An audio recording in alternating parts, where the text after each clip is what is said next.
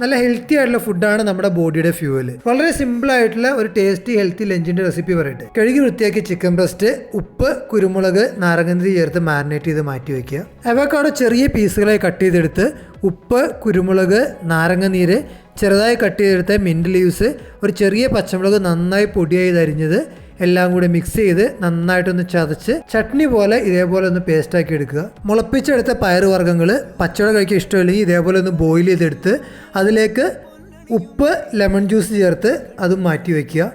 Sweet potato കഴുകി വൃത്തിയാക്കി നന്നായിട്ട് ബോയിൽ ചെയ്തെടുക്കുക.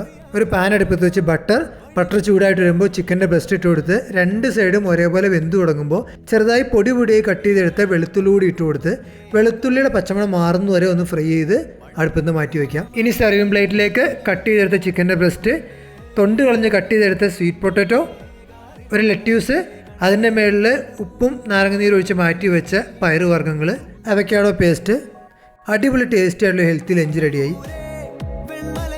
ഹെൽത്തി ആയിട്ടുള്ള പ്രോട്ടീൻ ഉണ്ട്, കാർബോസ് ഉണ്ട്, ഹെൽത്തി ആയിട്ടുള്ള ഫാറ്റ് ഉണ്ട്.